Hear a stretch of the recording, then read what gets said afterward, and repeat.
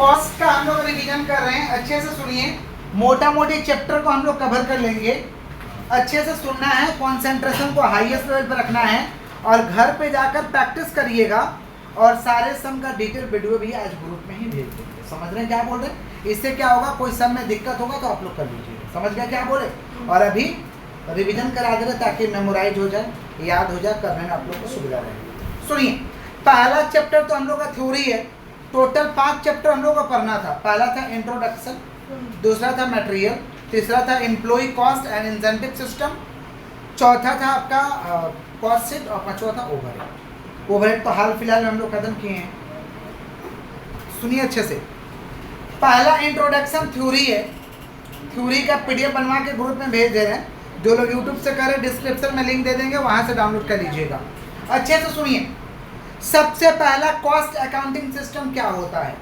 Cost accounting system लिखवाए थे, समझ पा रहे हैं कि कॉस्ट अकाउंटिंग सिस्टम में be defined as ascertainment of cost. Cost accounting system के जरिए कॉस्ट को निकालते हैं। कॉस्ट को क्या करते हैं? निकालते हैं। समझ पा रहे? इट रेफर्स टू मेथड्स और techniques of ascertainment of cost. ये किससे संबंधित है? कॉस्ट को निकालने के मेथड से, टेक्निक से संबंधित है। समझ पा रहे? उसके बाद लिखवाया जाए different types of costing are used in different types of industry. Different types का cost different types of industry में क्या किया जाता है? इस्तेमाल किया जाता है। जैसे marginal costing, absorption costing, standard costing. ये कॉस्ट अकाउंटिंग का डेफिनेशन लिखाया था। तो पहले आराम से लिख दीजिएगा कि it is the ascertainment of cost, या दूसरे भाषा में कह सकते हैं इट रेफर्स टू असर्टेनमेंट, समझ, इट रेफर्स टू मेथड्स और techniques of ascertainment of cost. Different types of costing use in different industry. For example marginal cost, absorption costing, standard costing. नहीं, आज क्लास नहीं। सुनिए, उसके बाद हम लोग का पर्पज ऑफ कॉस्ट अकाउंटिंग या नीड ऑफ कॉस्ट अकाउंटिंग, क्या जरूरत पड़ गया। समझ पा रहे हैं? मैंने ऑब्जेक्टिव क्या है। देखिए, कॉस्ट अकाउंटिंग का मेन ऑब्जेक्टिव है असर्टेनमेंट ऑफ कॉस्ट, कॉस्ट को निकालना। कॉस्ट को क्या करना? फिर मिनिमाइज कॉस्ट, कॉस्ट को कम कर देना, प्रॉफिट को ज़्यादा कमाना। Minimise cost, maximise profit. Minimise cost, maximise profit. Selling, determination of selling price, कितना में बेचना है उसको निकाल सके। डिटर्मिनेशन of selling price. Preparation of budget and standard cost, budget बना सके, स्टैंडर्ड कॉस्ट को बना सके। Preparation of budget and standard cost. Submission of quotation and tender, quotation और टेंडर को क्या कर सके? जमा कर सके। तो ऑब्जेक्टिव क्या क्या है कॉस्ट अकाउंटिंग का भाई? कॉस्ट अकाउंटिंग ऑब्जेक्टिव है ascertainment of cost of product, minimise cost and maximise profit, determination of selling price, preparation of budget and standard cost, submission of quotation and tender. Submission of quotation and, ये क्या है? Objective है। किसका objective है? Cost accounting. किसका objective है? आगे बढ़ते हैं। नेक्स्ट है आपका फाइनेंशियल अकाउंटिंग और कॉस्ट अकाउंटिंग में डिफरेंस पड़े थे। फाइनेंशियल अकाउंटिंग क्या भाई? किसके ऊपर लागू होगा? बिजनेस के ऊपर। It is applicable all types of business. और कॉस्ट अकाउंटिंग क्या चीज के ऊपर लगेगा? It is applicable all types of manufacturing concern. जहाँ प्रोडक्ट बन रहा है उसके ऊपर लगेगा कॉस्ट अकाउंटिंग। बिजनेस चल रहा है उसके ऊपर क्या लगेगा? Financial accounting. समझ रहे? फाइनेंशियल अकाउंटिंग का रिपोर्टिंग होगा at the end of financial year, eight the end of. और कॉस्ट अकाउंटिंग का है रिपोर्टिंग जो होगा कब होगा? Weekly, monthly, quarterly. Weekly, monthly, quarterly. समझ रहे? जैसा दरकार पड़ेगा। फोर्टनाइटली, फोर्टनाइटली माने रात को भी 12 बजे मांगेंगे कि दिखाओ तो थोड़ा दिखाना पड़ेगा। तो कॉस्ट अकाउंटिंग का रिपोर्ट कभी भी मांगा जा सकता है। अच्छा, उसके बाद क्या? फाइनेंशियल अकाउंटिंग का ऑब्जेक्टिव है बिजनेस का फाइनेंशियल परफॉर्मेंस को मेजर करना। और कॉस्ट अकाउंटिंग का ऑब्जेक्टिव है ascertainment of cost, ascertainment of selling price, cost control, cost analysis. ये ऑब्जेक्टिव है। किसका ऑब्जेक्टिव है? Cost accounting. किसका ऑब्जेक्टिव है भाई? स्टॉक का वैल्यूएशन फाइनेंशियल अकाउंटिंग में कैसे होता है? कॉस्ट प्राइस और realisable value, whichever is lower, whichever is. और कॉस्ट अकाउंटिंग में वैल्यूएशन कैसे होता है? Stock are always valued at cost, cost में हमेशा इसका वैल्यूएशन होता है। क्लियर है? तो कॉस्ट अकाउंटिंग फाइनेंशियल अकाउंटिंग का डिफरेंस लिखा देंगे, देख लीजिएगा। Financial accounting applicable on all types of business, manufacturing account applicable on all types of manufacturing concern. उसके बाद क्या? इसका रिपोर्टिंग होगा at the end of financial year. इसका रिपोर्टिंग होगा weekly, monthly, fortnightly as per requirement. अच्छा, objective financial accounting का क्या? Measure financial performance. और इसका क्या करना है भाई? Measure cost control, cost per unit of product, cost analysis. Stock इसका वैल्यू होता है कॉस्ट प्राइस और realisable value which is very lower, और इसका कॉस्ट स्टॉक का वैल्यूएशन कैसे होगा? According to cost, according to installation of A costing system. देखिए आप अपना संस्था में कॉस्टिंग सिस्टम को लागू करिएगा तो अपने ऑर्गेनाइजेशन को देखते हुए आपको लागू करना है। अपने ऑर्गेनाइजेशन को देखते हुए लागू करो कि मेरा बिजनेस का नेचर कैसा है, कैसा प्रोडक्ट बनाते हैं, मटेरियल लेबर, मटेरियल का बिल कैसा बनाना पड़ता है, लेबर का बिल कैसा बनाना पड़ता है, ओवरहेड कॉस्ट कैसा बनाना पड़ता है। जो सिस्टम हम लागू कर रहे हैं हमारे लिए सुविधाजनक है या नहीं, तब जाके आप कॉस्टिंग सिस्टम को लागू करो। इसी को कहते हैं इंस्टॉलेशन ऑफ कॉस्टिंग सिस्टम। देखो हिसाब किताब सब जगह अलग अलग तरीक़ा से होता है, लोग अपने तरीक़ा से हिसाब किताब करते हैं, लोग अपने तरीक़ा से हिसाब किताब। तो आपको कौन सा कॉस्टिंग सिस्टम अच्छा लग रहा है उसको फॉलो करिए अपने बिजनेस को देखते हुए। माना अपने बिजनेस का नेचर देखो, प्रोडक्ट देखो, रॉ मटेरियल, लेबर, मटेरियल का कॉस्ट देखो, ओवरहेड का खर्चा देखो, और उसके बाद देखो कि जो सिस्टम हम लागू कर रहे हैं हमारे लिए इकोनॉमिकल है कि नहीं, हमारे लिए इकोनॉमिकल है कि माने सुविधाजनक है कि नहीं। इसी को कहते हैं कुछ भी आप लागू कर लोगे, कैसे भी कुछ भी कर लोगे तो अपना सुविधा देखोगे, सुविधा देखिएगा ना। मान लीजिए एक छोटा दुकान चला रहा है तो अपने हिसाब कर लेंगे। अब एक छोटा दुकान वैसा वैसा शॉर्ट हो चल रहा है तो अपने हिसाब कैसे करेंगे? तब टेक्नोलॉजी लगाएंगे। तब क्या लगाएंगे भाई? एक बार में रिपोर्टिंग हो जाएगा कौन सा ब्रांच में कितना का सेलिंग हुआ है, स्टाफ से खाली पैसा जाके गिन लेंगे इतना सेलिंग हुआ, कहाँ पैसा दो। समझे क्या बोले कि नहीं समझे?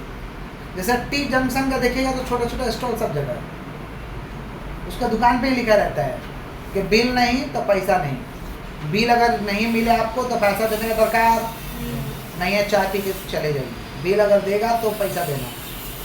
समझे? आप बाई दो पैसा मांगता है तो इस नंबर पे कृपया करके कॉल करें, उसके दुकान पे लिखा रहता है। माने मालिक देखने थोड़े आ रहा है, नहीं हो सकता कि आप पैसा कैश में ले लिया बिल ना दे उसको, चाय ना भाई 10 रुपये ले लिया 10 रुपये का बिल नहीं दिए तो बिल मारेगा कंप्यूटर में तब ना मालिक को पता चलेगा चाय बिका है। बिल नहीं मारेगा तो मालिक को पता चलेगा क्या? समझ रहे हैं क्या बोल रहे हैं? तो इसीलिए वो लोग ऐसा सिस्टम रखा है, एक बार में ट्रांजेक्शन ही हो जाता है। माने यहाँ बटन दबाइएगा वहाँ उड़ेगा। समझ पा रहे हैं कि नहीं समझ पा रहे हैं? किसका बात कर रहे हैं? Installation of A cost accounting system. समझ रहे हैं? जैसे स्कूल का हिसाब किताब अभी हम लोग मैनुअल करते हैं, बड़ा मेहनत लगता है, टाइम लगता है। मैनुअल माने लिखना पड़ता है, समझ रहे हैं? लेकिन अब इस बार ब्रांच खुलेगा, माने तीसरा ब्रांच खुलेगा तो मैनुअल हटा देना है, सब कंप्यूटराइज हो जाएगा। माने एक बार में हिट हो जाएगा कितना क्या उठा नहीं उठा, कौन उतना माथा पीछे करेगा। समझ रहे हैं क्या बोल रहे हैं? इस बार तो क्योंकि कॉस्ट लगता है ना, महंगा पड़ता है, महंगा पड़ता है इसलिए हम लोग हाथ से करते हैं। लेकिन जब बड़ा ऑर्गेनाइजेशन हो गया तो कॉस्ट बचाइएगा तो काम नहीं होगा, कॉस्ट बचेगा तो टाइम चला जाएगा। समझ रहे हैं क्या बोल रहे हैं? तो उसको क्या करना होगा, आप सिस्टम बना लीजिए। इसी को हम कहते हैं installation of costing system. Clear है क्या?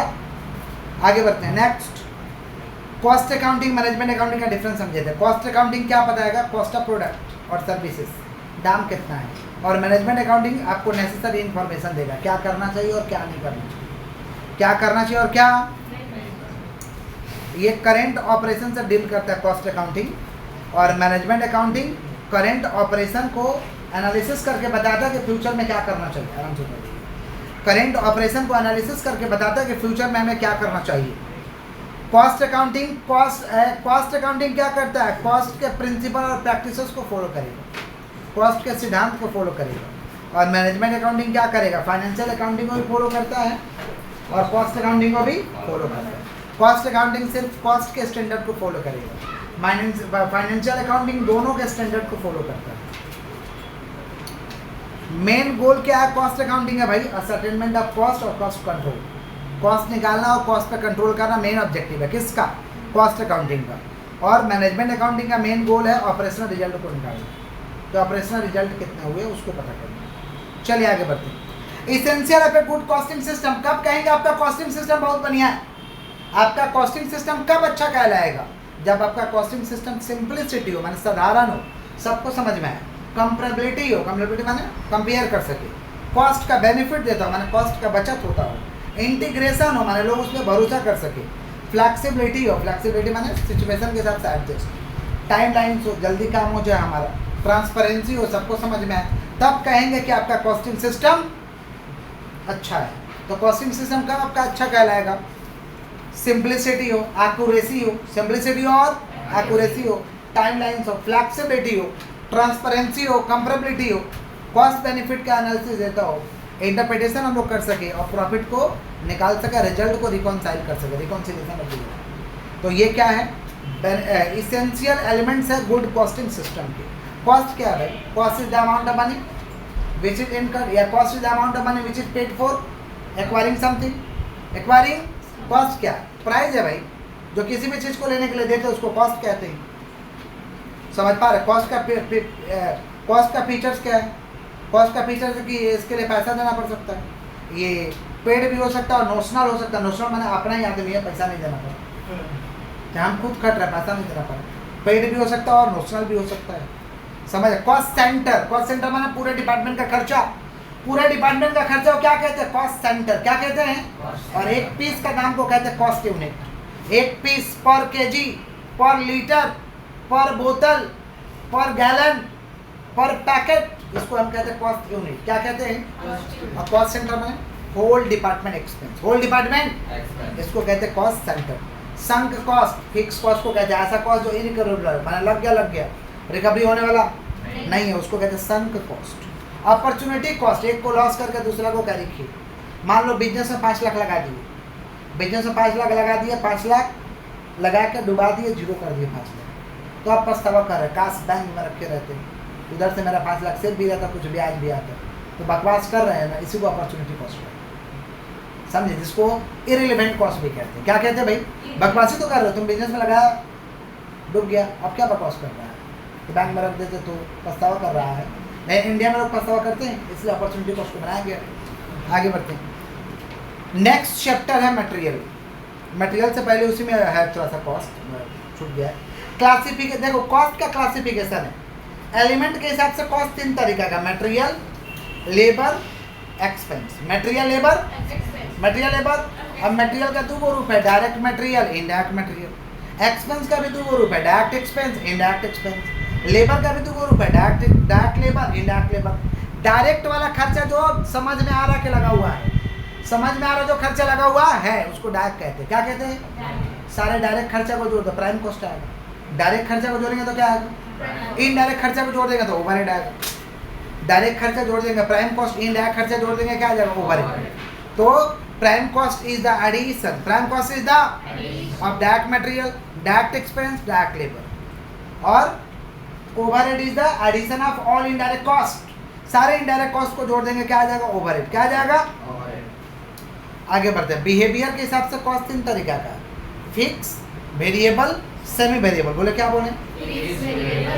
फिक्स माने ऐसा खर्चा जो लगेगा ही लगेगा, जैसे सैलरी, रेंट, इंश्योरेंस, इसको कहते हैं फिक्स। वेरिएबल माने प्रोडक्शन करिए तो पैसा लगेगा, प्रोडक्शन नहीं करिए तो पैसा नहीं लगेगा। ज़्यादा करिएगा तो प्रोडक्शन ज़्यादा पैसा लगेगा, कम प्रोडक्शन करिएगा कम पैसा लगेगा, इसको कहते हैं वेरिएबल। सेमी वेरिएबल माने दोनों है, फिक्स भी है वेरिएबल भी, पता ही नहीं चल रहा फिक्स खर्चा कि वेरिएबल है, माना दोनों खर्चा है, इसको कहते हैं सेमी वेरिएबल। जैसे family expense, showroom expense, shop expense. समझ पा रहे? मैंने ऐसा खर्चा जिसे पता ही नहीं चला कि फिक्स कितना है और वेरिएबल कितना है, इसको कहते हैं सेमी वेरिएबल। क्या कहते हैं भाई?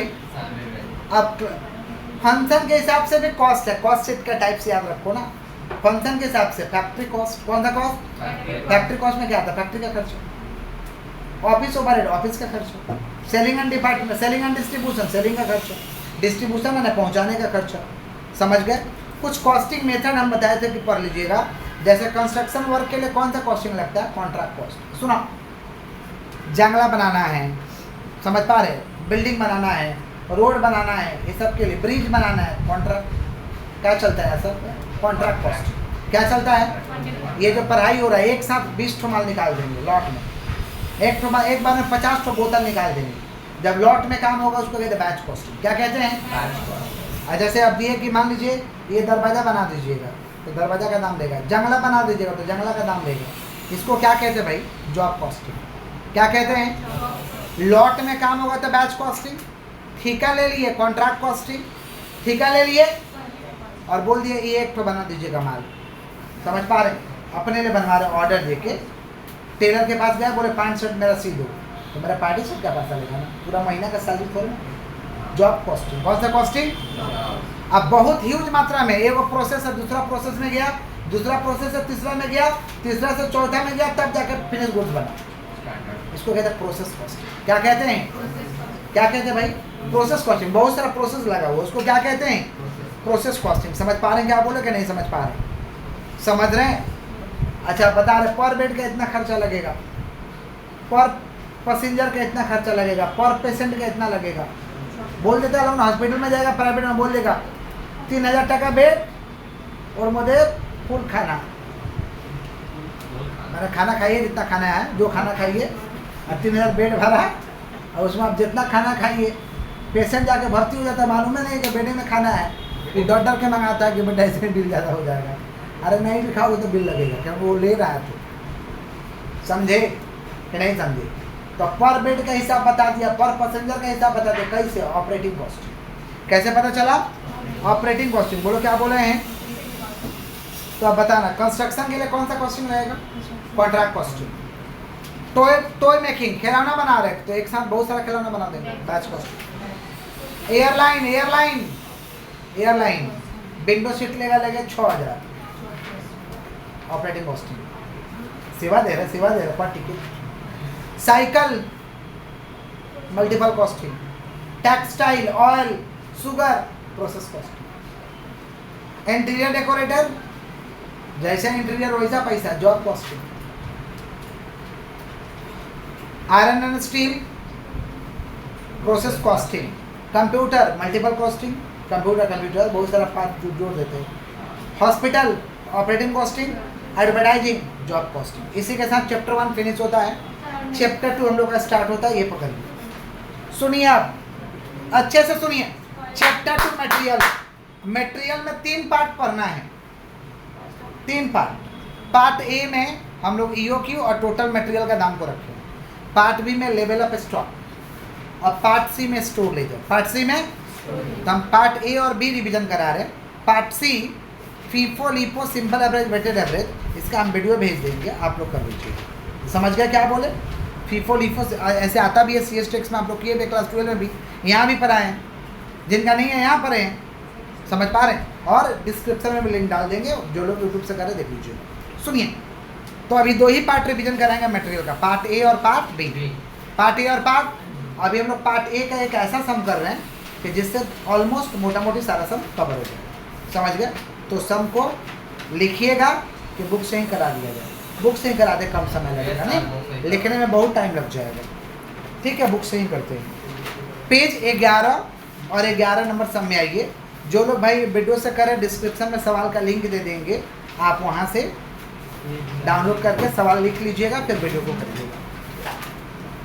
आइए मटेरियल का पेज 11 का 1 नंबर सम में आइए। आ गए क्या?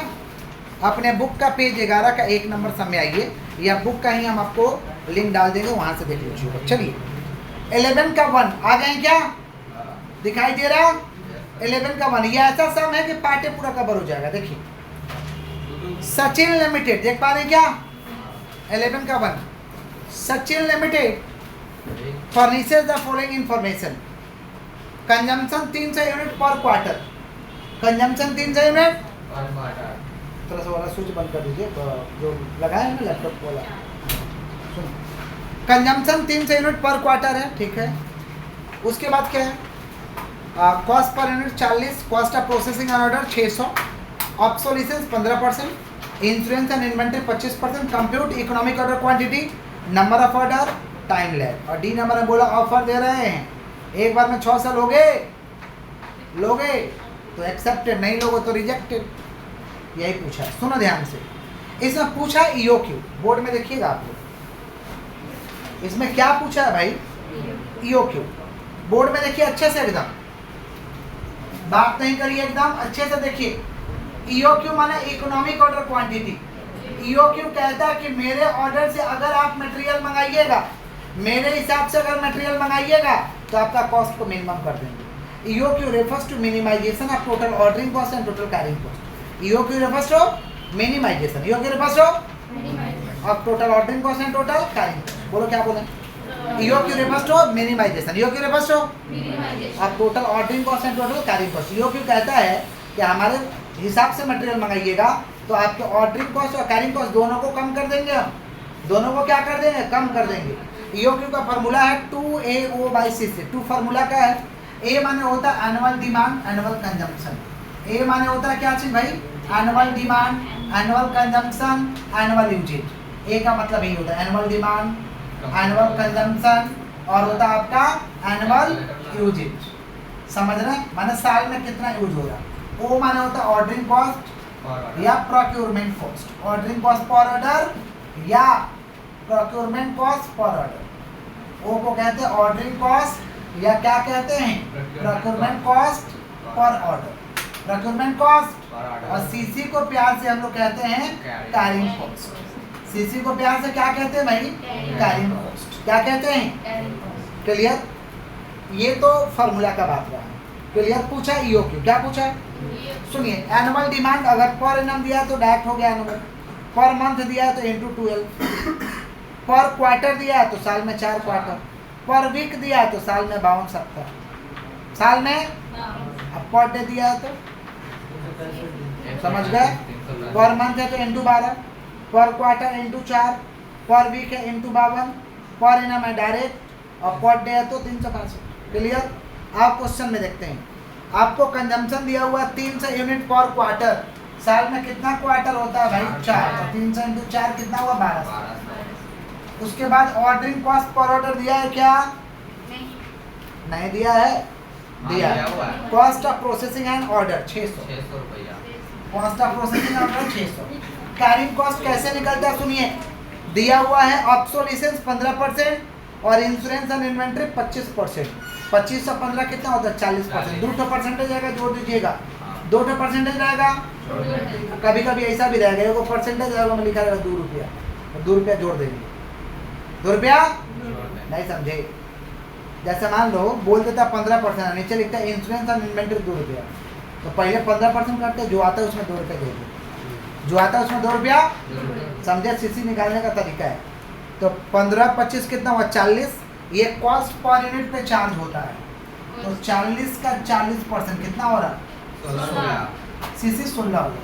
समझे, अगर ऐसा दिया रहता कि मान लीजिए आपका 40 का 15% कितना होता, 40 का 15% कितना होता है 6 रुपया, और नीचे वाला बोल देता कि 10 है, तो कितना हो जाता, कितना हो जाता 16, कितना हो जाता, अरे 25% नहीं देके बोल देता 10 है, तो जोड़ देते। समझ गए, समझ रहे हैं। कभी कभी सीसी दिया ही रहता है कि सीसी इतना है, तो आपको निकालने की दरकार, समझ रहे हैं कि नहीं समझ रहे हैं। आप फार्मूला को यूज कर लो। ईओक्यू का फार्मूला है 2AO/CC। ए है 1200, ओ है 600 और सीसी है 16। चलो ऊपर ऊपर मल्टीप्लाई करो, 12 दूना 2400, 24 इंटू 600। बेटा थोड़ा मल्टीप्लाई करके बता दो ऊपर वाला, 12 दूना 2400 और 2400 इंटू 600 14,40,000। और थोड़ा डिवाइड करके बता दीजिए, 14,40,000 डिवाइड बाय 16 90,000। 90,000 का रूट कैसे मारेंगे, कैलकुलेटर में 90,000 और रूट का साइन आ गया 300। ईओक्यू आ गया 300, सही बात है, बट थोड़ा दिखा दिए ना, और बहुत तरीके के बच्चे होते हैं। तो ईओक्यू कितना हुआ 300। आगे बढ़े, नेक्स्ट निकालना number of order. Number of order का फार्मूला होता, सुनिए, नंबर ऑफ ऑर्डर पूछेगा तो निकालेंगे, नहीं पूछेगा नहीं निकालेंगे। ईओक्यू पूछेगा निकालेंगे, नहीं पूछेगा।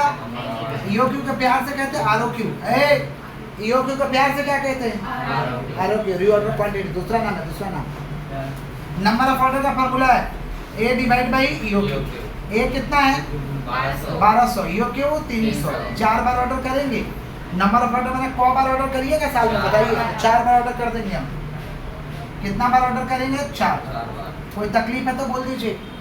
नेक्स्ट पूछा टाइम लैग, कितना दिन पे ऑर्डर करोगे ये बताओ।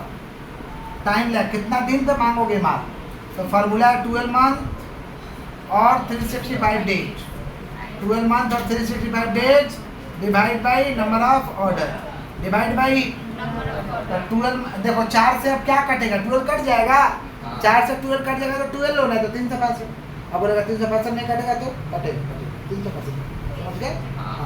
और सवाल में मेंशन है 360 दिन, 365 नहीं, कितना लेंगे। कभी कभी मेंशन कर देता है कि साल में मेरे यहाँ 360 दिन है।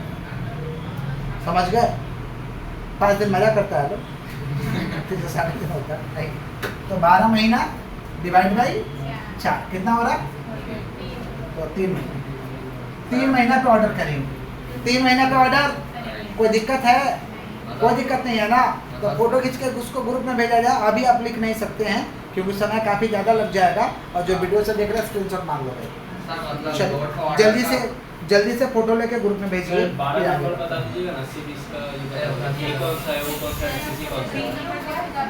सुनिए, पूछा कि एक्सेप्ट करोगे कि नहीं? हाँ देखते हैं। तो अगर पूछेगा ऐसा बात था कि ऑफर एक्सेप्ट के रिजेक्ट, तो 300 EOQ है ना, 300 निकला तो EOQ 300 है, पहले उसका दाम निकालेंगे। ओरिजिनल 300 का दाम निकालेंगे। आपको समझ आ रहा है क्रिस?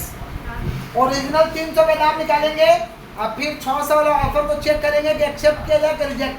बोर्ड में देखो, अच्छे समझो, अच्छे समझो। पहले 300 का दाम निकालेंगे। अगर बोल दिया ना कि टोटल कॉस्ट ऑफ मटेरियल निकालिए, तो नहीं निकालना पड़ेगा। हम लोग निकाल रहे हैं calculation of total cost of material. देखो इस बार खुश हम लोग का रिवीजन से बारिश हो रहा है।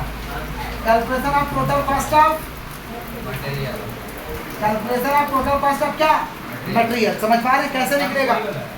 पहला कॉस्ट ऑफ मटेरियल, बात नहीं, कॉस्ट ऑफ मटेरियल कैसे निकलेगा? A into cost per unit. और दीदी देखो इधर, डिस्टर्ब मत करो।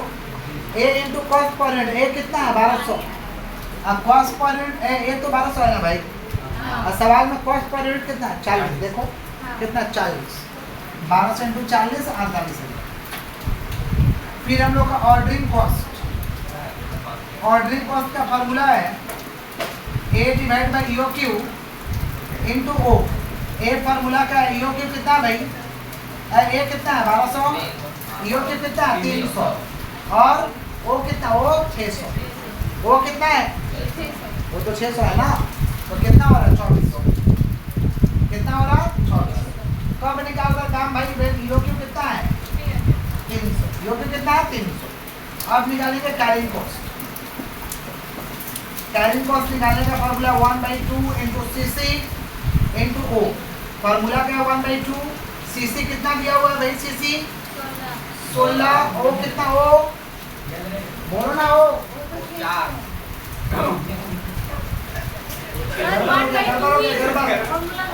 1/2 इंटू EOQ इंटू CC, माफ करिएगा, formula 1/2 into EOQ into CC। 1/2 formula का EOQ कितना? 300, CC है 16, तो कितना आ रहा? 2400। जोड़ लीजिए कितना हुआ टोटल? 52,800। अगर खाली पूछता कि टोटल कॉस्ट निकालिए, तो हम ये निकालते। सुना, पहले EOQ बोलता है, पहला निकालते। नंबर ऑफ ऑर्डर बोलेगा तो निकालेंगे, नहीं तो नहीं निकालेंगे। टाइम लैग बोलेगा तो निकालेंगे, नहीं तो नहीं निकालेंगे। और टोटल कॉस्ट बोलेगा तो निकालेंगे। और टोटल कॉस्ट नहीं बोलेगा तो कब निकालेंगे? जब बोलेगा ऑफर एक्सेप्ट के रिजेक्ट, तो ये निकालना पड़ेगा। अब 600 का ऑफर दे रहा है, मैंने एक बार में 300 मत लीजिए, एक बार में कितना लीजिए? तो उसको देखना पड़ेगा। आइए तो इधर निकालते हैं। व्हेन EOQ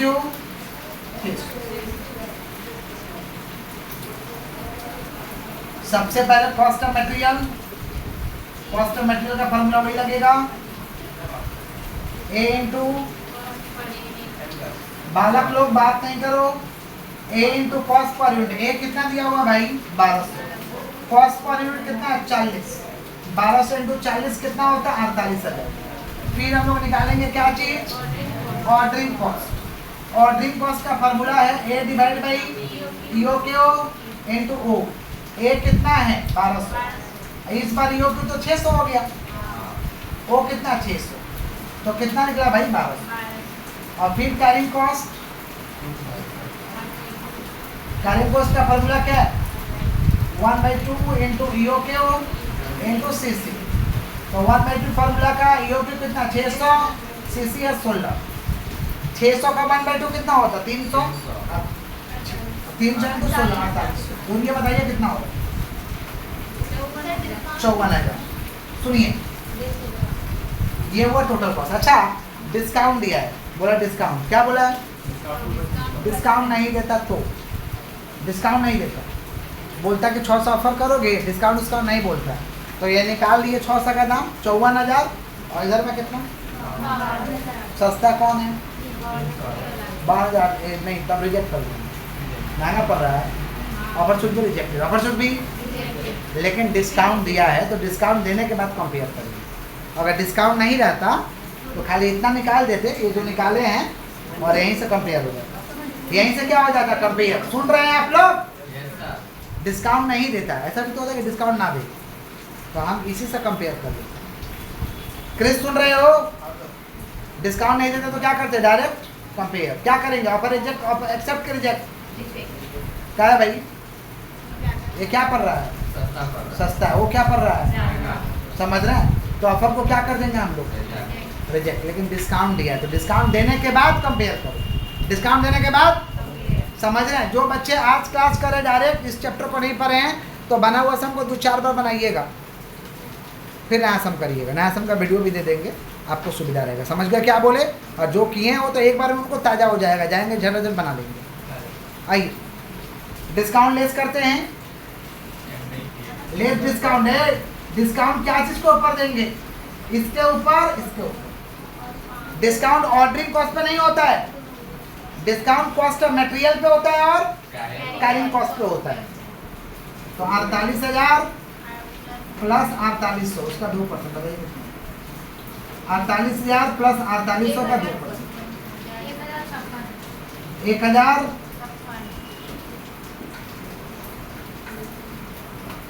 तो 48,000 प्लस 4800 का 2% कितना हो रहा है? 1056। लेस करिए, 54,000 माइनस 1056, 52,954। ये हुआ टोटल कॉस्ट। टोटल कॉस्ट कितना हुआ? 52,944। अब कंपेयर करो, सस्ता कि महंगा? ये सस्ता है, ये तो क्या करेंगे? ऑफर को रिजेक्ट। कमेंट लिख देंगे offer should be rejected, offer should be. समझ गया कि नहीं समझे? समझे आप लोग? पक्का? तो इसको फोटो खींच के भेजिए ग्रुप में। Offer should be rejected. 11 number है भाई।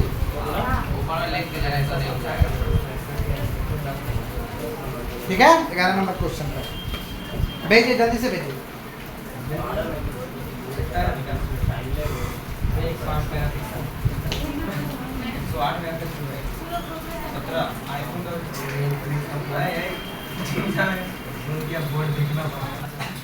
About 50 item required every day, प्रत्येक दिन का बोला, वही मान लेना ए है 50। ऑर्डर ओ 50, ए आपका कितना? 50, ओ 50, सीसी 0.02 डे, 0.02। ए बोल दिए 50, ओ 50 लिख लो ना किताब में ही। ए 50, ओ 50, सीसी 0.02। यही तो पूछा, ईओ क्यों निकालो? और पूछा रीऑर्डर लेवल निकालो। अरे पागला, प्रत्येक दिन का दिया है, साल में जाने का प्रकार क्या है? सब कुछ प्रत्येक दिन का दिया है, सीसी भी प्रत्येक दिन का है। साल में क्या जाओगे? सबको साल में कन्वर्ट करना होगा, साल में जाओगे तो क्या दरकार है? ए 50 पर डे है ना, और ओ 50, सीसी 0.02, बात खत्म। अच्छा, रीऑर्डर लेवल कैसे निकलेगा?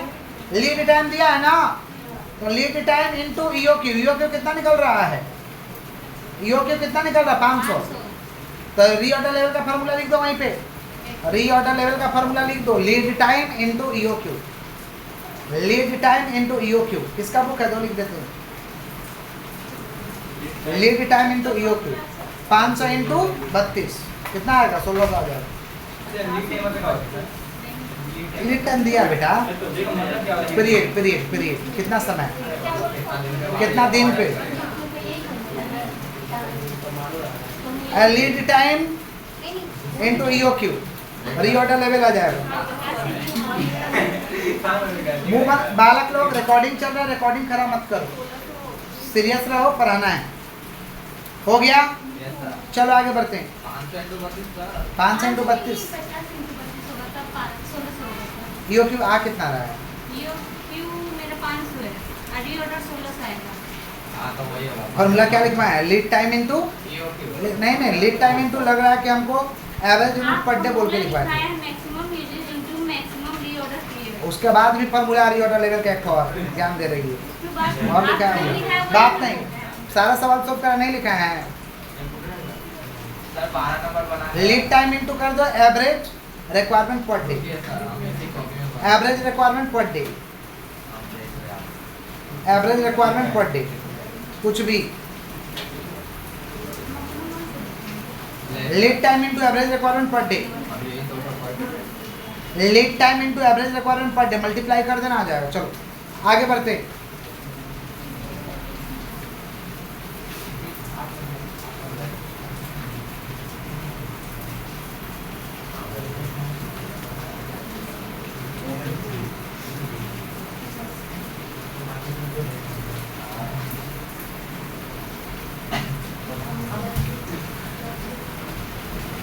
चलिए ये 10 नंबर क्वेश्चन में,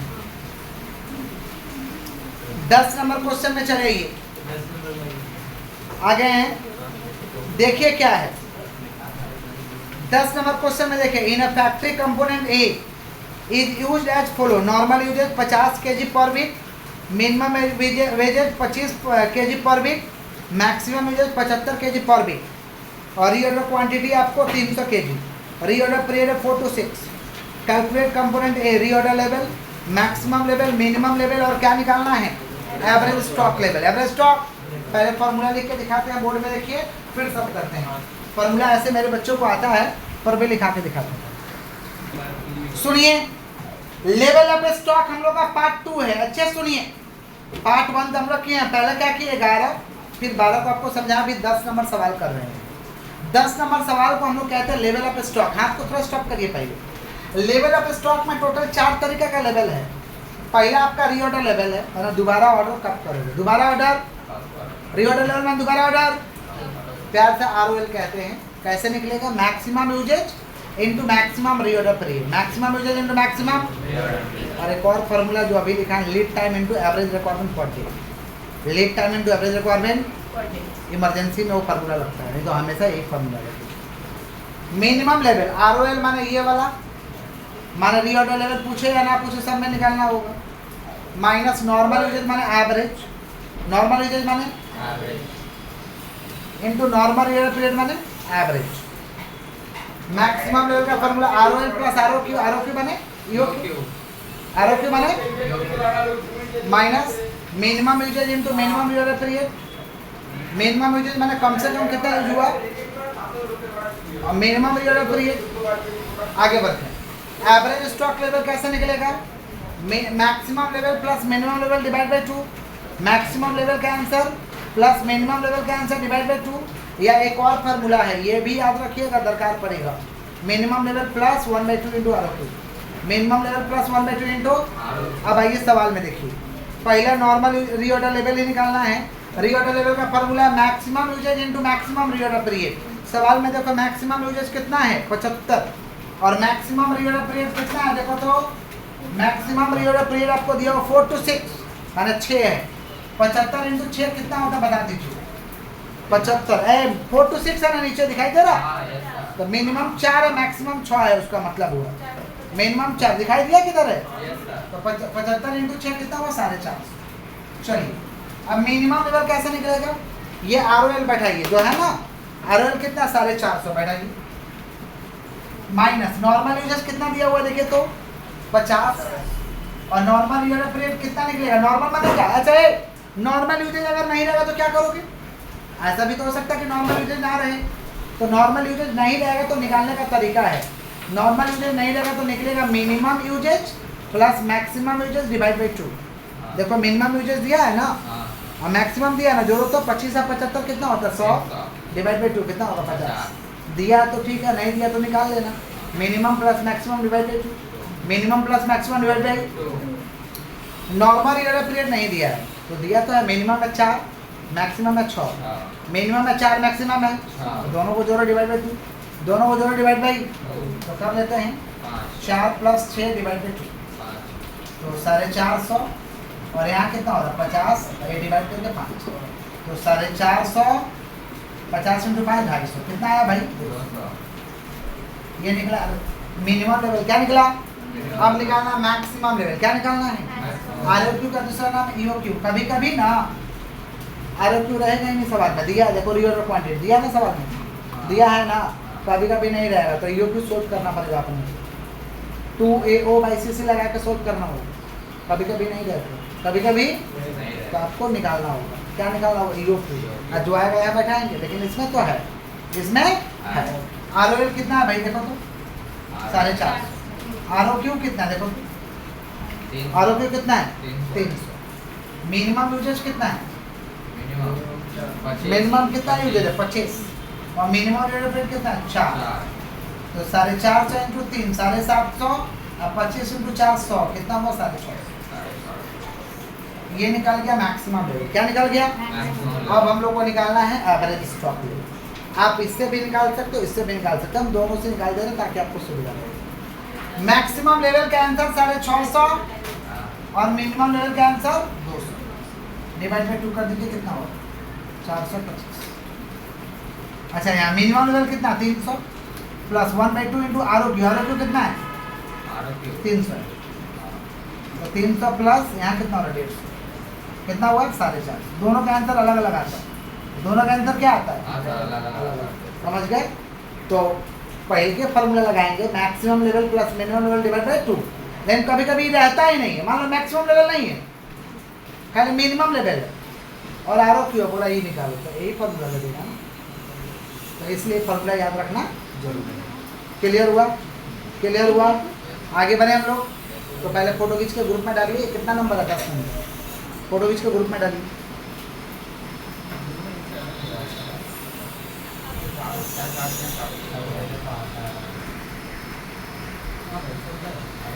देखो देखिए बुक का अपना 6 नंबर सम कर रहे हैं, बुक का अपना 6 नंबर सम कर रहे हैं, देखिए पेज नंबर 10 में है।